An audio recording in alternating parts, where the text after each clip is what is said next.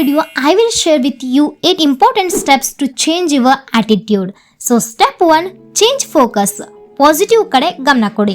ನಾವು ಲೈಫಲ್ಲಿ ಯಾವಾಗಲೂ ಪಾಸಿಟಿವ್ ಸಿಚುವೇಶನ್ ಮತ್ತು ಪಾಸಿಟಿವ್ ವ್ಯಕ್ತಿ ಮೇಲೆ ಕಾನ್ಸಂಟ್ರೇಟ್ ಮಾಡೋದಕ್ಕೆ ಟ್ರೈ ಮಾಡಬೇಕು rather than focusing on negativity. ಯಾಕಂದರೆ ನಮ್ಮ ಮೈಂಡ್ ಸೆಟ್ ಅಥವಾ ನಮ್ಮ ಬ್ರೈನ್ ಯಾವಾಗಲೂ ಫಾಲ್ಟ್ ಮತ್ತು ರಾಂಗ್ ಥಿಂಗ್ಸ್ಗಳನ್ನು ಫೈಂಡ್ ಮಾಡೋದಕ್ಕೆ ಟ್ರೈ ಮಾಡ್ತಿರುತ್ತೆ. ಸೊ ನಮ್ಮ ಲೈಫಲ್ಲಿ ಒಳ್ಳೆಯದು ಇದೆ, ಕೆಟ್ಟದ್ದು ಇದೆ. ಆದರೆ ನಾವು ಯಾವುದಕ್ಕೆ ಗಮನ ಕೊಡ್ತೀವೋ ಅದು ನಮ್ಮ ಮನಸ್ಸನ್ನು ನಿರ್ಧರಿಸುತ್ತದೆ. ಉದಾಹರಣೆಗೆ, ಒಂದು ಹೂವಿನ ಗಿಡದಲ್ಲಿ ಮುಳ್ಳುಗಳು ಇರ್ತವೆ, ಹೂಗಳು ಇರ್ತವೆ. ನಾವು ಮುಳ್ಳನ್ನು ನೋಡಿದರೆ ನೋವು, ಹೂಗಳನ್ನು ನೋಡಿದರೆ ಸಂತೋಷ. ನಾನು ನಿಮಗೊಂದು ಎಕ್ಸಾಂಪಲ್ ಹೇಳ್ತೀನಿ. Before that I will write numbers. Okay, 1 2 3 5 6 8 9 10. So most of you think ಮಾಡ್ತಿರಬಹುದಲ್ಲ, ನಾನು 7 ನಂಬರ್ನ ಬರೆಯೋದು ಮಿಸ್ ಮಾಡಿದೆ ಅಂತ. ಬಟ್ ಎಷ್ಟು ಜನ ನೀವು ಈ ರೀತಿ ಥಿಂಕ್ ಮಾಡಿದ್ರಿ? ನಾನು 1 to 10 ನಂಬರ್ಸ್ಗಳಲ್ಲಿ 7 ಒಂದನ್ನೇ ಬಿಟ್ಟು ಅಷ್ಟು ನಂಬರ್ಸ್ಗಳನ್ನು ಬರೆದ್ರಿ. So I hope you got the point. So ಇಲ್ಲಿ ನಾವು ಕಾನ್ಸಂಟ್ರೇಟ್ ಮಾಡಬೇಕಾಗಿರೋದು ಪಾಸಿಟಿವಿಟಿ ಮೇಲೆ, ನೆಗೆಟಿವಿಟಿ ಮೇಲೆ ಅಲ್ಲ. ಆದ್ದರಿಂದ ಸಮಸ್ಯೆಗಿಂತ ಪರಿಹಾರಕ್ಕೆ ಗಮನ ಕೊಡಿ. ಕಂಪ್ಲೇಂಟ್ಸ್ ಹೇಳೋದಕ್ಕಿಂತ ಅವಕಾಶಗಳನ್ನು ನೋಡಿ. So step 2, make a habit of doing it now. ನಾಳೆ ಮಾಡ್ತೀನಿ ಅನ್ನೋದು ದೊಡ್ಡ ಶತ್ರು. ನೀವೇನಾದರೂ ಪಾಸಿಟಿವ್ ಆ್ಯಟಿಟ್ಯೂಡನ್ನು ಬಿಲ್ಡ್ ಮಾಡಿಕೊಂಡು ಮೇಂಟೈನ್ ಮಾಡಬೇಕಂದ್ರೆ please get in to the habit of living in the present and doing it now. According to me, procrastination ಅನ್ನೋದು ಒಂದು ದೊಡ್ಡ ರೋಗ ಇದ್ದಾಗೆ.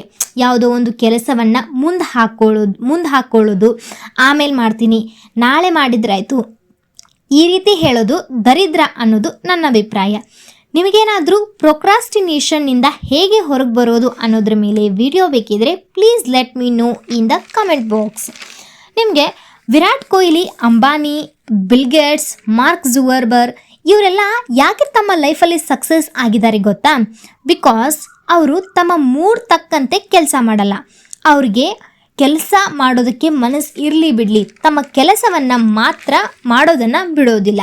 ಸೊ ನಾಳೆ ಮಾಡ್ತೀನಿ ಅನ್ನೋದು ದೊಡ್ಡ ಶತ್ರು ಆಗಿರೋದ್ರಿಂದ ಇವತ್ತು ಮಾಡಬಹುದಾದಂತಹ ಕೆಲಸವನ್ನು ಮುಂದೂಡಿದರೆ ನಮ್ಮಲ್ಲಿ ಸೆಲ್ಫ್ ಕಾನ್ಫಿಡೆನ್ಸ್, ನಮ್ಮ ಆತ್ಮವಿಶ್ವಾಸ ಕಡಿಮೆ ಆಗುತ್ತೆ. ಸಣ್ಣ ಕೆಲಸ ಆದ್ರೂ ಈಗಲೇ ಶುರು ಮಾಡಿ. ಆ್ಯಕ್ಷನ್ ತೆಗೆದುಕೊಳ್ಳೋದು ಪಾಸಿಟಿವ್ ಆ್ಯಟಿಟ್ಯೂಡ್ಗೆ ಮೊದಲ ಹೆಜ್ಜೆ. So step 3, develop an attitude of gratitude. ನಮ್ಮ ಬಳಿ ಇಲ್ಲದನ್ನು ಯೋಚಿಸ್ತಾ ನಾವು ದುಃಖ ಪಡ್ತಿರ್ತೀವಿ.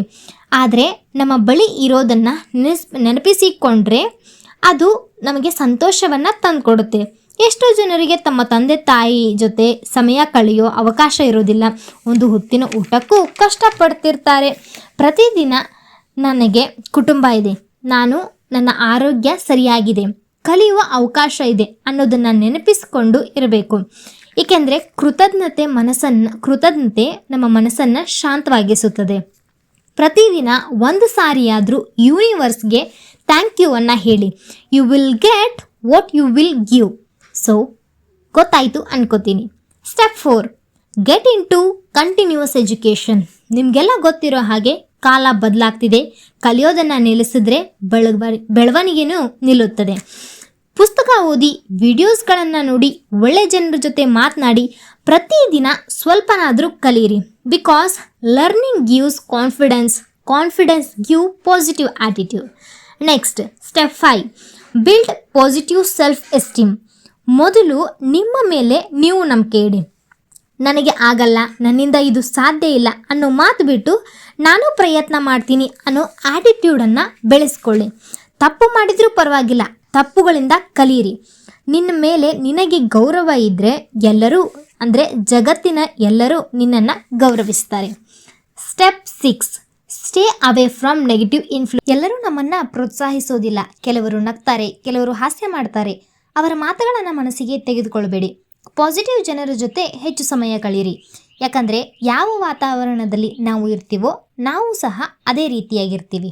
Step 7, learn to like the things that need to be done. ಮಾಡಬೇಕಾದ ಕೆಲಸವನ್ನು ಇಷ್ಟಪಟ್ಟು ಮಾಡಿ. ಆದರೆ ಇಲ್ಲಿ ಪ್ರಾಬ್ಲಮ್ ಏನಂದರೆ, ನಮಗೆ ಇಷ್ಟವಿಲ್ಲದ ಕೆಲಸಗಳೇ ಹೆಚ್ಚು ಮುಖ್ಯವಾಗಿರ್ತವೆ. ಅದು ಓದೋದಾಗಿರಬಹುದು, ಎಕ್ಸಸೈಸ್ ಮಾಡೋದಾಗಿರ್ಬೋದು, ಅಥವಾ ಡಿಸಿಪ್ಲಿನಿಂದ ಇರೋದಾಗಿರ್ಬೋದು. ಮೊದಲಿಗೆ ಸ್ವಲ್ಪ ಕಷ್ಟ ಆಗುತ್ತೆ, ಆದರೆ ಅದನ್ನು ಇಷ್ಟಪಡುವ ಮನಸ್ಥಿತಿಗೆ ಬೆಳೆಸಿದರೆ ಜೀವನ ಸುಲಭವಾಗುತ್ತದೆ. ಸೊ ನಮಗೆ ಸಕ್ಸಸ್ ಬೇಕು. ಸಕ್ಸಸ್ ಡಿಸಿಪ್ಲಿನನ್ನು ಬಯಸ್ತದೆ. So next step 8, start your day with something positive. ದಿನವನ್ನು ಪಾಸಿಟಿವ್ ಆಗಿ ಆರಂಭಿಸಿ. ಬೆಳಿಗ್ಗೆ ಎದ್ದ ಕೂಡಲೇ ಮೊಬೈಲ್ ಅಥವಾ ನೆಗೆಟಿವ್ ನ್ಯೂಸ್ಗಳನ್ನು ನೋಡಬೇಡಿ. ಒಂದು ಒಳ್ಳೆಯ ಕೋಟ್ ಓದಿ, ಒಂದು ಪ್ರಾರ್ಥನೆ ಮಾಡಿ, ಒಂದು ಸ್ಮೈಲ್. ಬೆಳಿಗ್ಗೆ ಹೇಗೆ ಆರಂಭಿಸ್ತೀವೋ ಎನ್ನುವುದು ನಮ್ಮ ದಿನದ ಮೂಡನ್ನು ನಿರ್ಧಾರ ಮಾಡುತ್ತೆ. ಪಾಸಿಟಿವ್ ಆ್ಯಟಿಟ್ಯೂಡ್ ಒಂದು ದಿನದಲ್ಲಿ ಬರೋದಿಲ್ಲ, ಆದರೆ ಪ್ರತಿದಿನ ಚಿಕ್ಕ ಚಿಕ್ಕ ಬದಲಾವಣೆಗಳನ್ನು ಮಾಡಿದರೆ ದೊಡ್ಡ ಫಲಿತಾಂಶ ಬರುತ್ತದೆ. ಸೊ ಈ 8 ಸ್ಟೆಪ್ಸ್ಗಳನ್ನು ಜೀವನದಲ್ಲಿ ಅನುಸರಿಸಿ ನಿಮ್ಮ ನಿಜವಾದ ಬದಲಾವಣೆ ಕಾಣ್ತೀರಿ ಅಂದ್ಕೊಳ್ತೀನಿ. ನೀವೇನಾದರೂ ಪಾಸಿಟಿವ್ ಆ್ಯಟಿಟ್ಯೂಡನ್ನು ಬಿಲ್ಡ್ ಮಾಡ್ಕೋಬೇಕಂತಿದ್ರೆ ಈ 8 ಸ್ಟೆಪ್ಸ್ಗಳನ್ನು ಫಾಲೋ ಮಾಡಿ. ಹಾಗೆ ಈ 8 ಸ್ಟೆಪ್ಗಳಲ್ಲಿ ನಿಮಗೆ ಯಾವ ಸ್ಟೆಪ್ ಇಷ್ಟ ಆಯಿತು ಅನ್ನೋದನ್ನು ಕಮೆಂಟ್ ಮುಖಾಂತರ ತಿಳಿಸಿ. ಸೊ ಇದಾಗಿತ್ತು second chapter of you can win book.